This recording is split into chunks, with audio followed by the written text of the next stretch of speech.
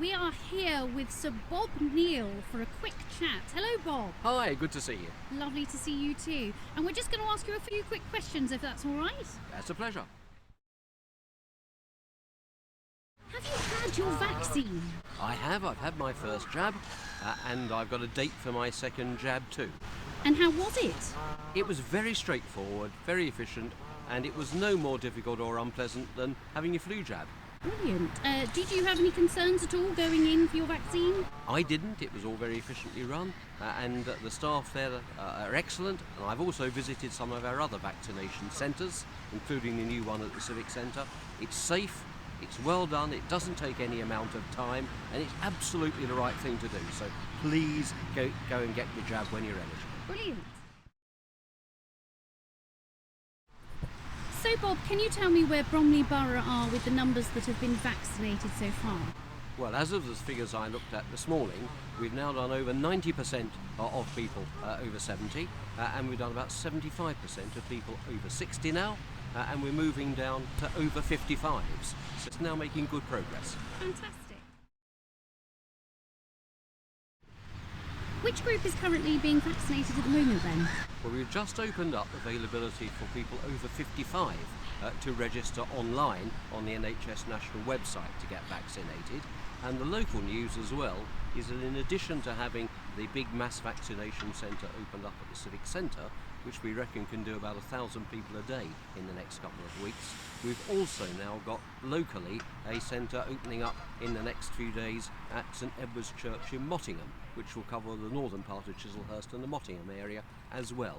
So that, I think, is going to increase the availability for people to get a jab easily and efficiently.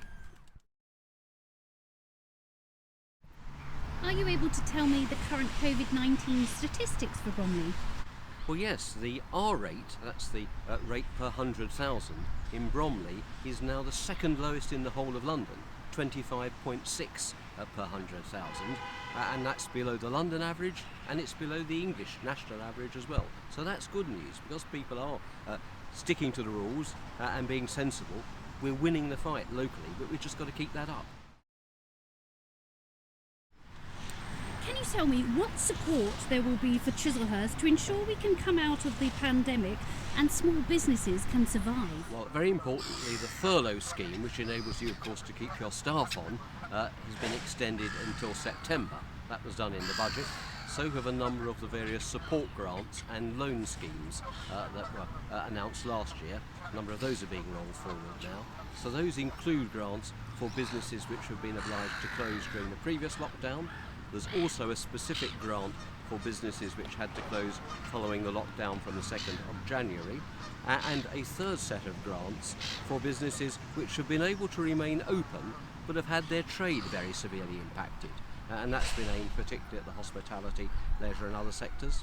There's in addition in the budget a set of grants now for what's called a reopening, an opening up grant. Again, that's largely aimed at the hospitality, leisure, but also things like personal healthcare, personal care, hairdressers, gyms, and so on, because obviously there are additional costs in opening your business up again. So for all of those grants, including the recovery grant and the start-up grants, the important thing is to go on Bromley Council's website, because they administer the scheme, and for a number of those you need to get your application in by the 31st of March. Now, other areas of support are the business loan schemes that have been set up, guaranteed by the government. That includes a support loan that was running last year, and that again is available till the 31st of March. You can still get that, and we're looking at start-up loans as well that were announced in the budget. So those national schemes you need to go on the government websites to find. My office have been doing quite a lot of work helping people to navigate the scheme, but they have improved the websites a lot now from when we started up at the beginning of the pandemic. And as well as that, of course, there's support for self-employed people. I think that's an important issue for people locally. A lot of our small businesses are self-employed, people who perhaps operate as limited companies but take their income through dividends.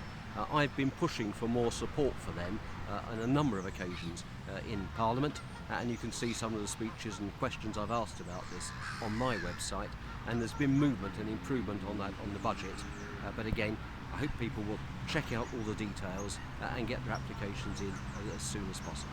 It's also worth mentioning that the budget confirmed that for hospitality and leisure businesses, the VAT rate is going to continue to be reduced to 5%. So that's a really big cut.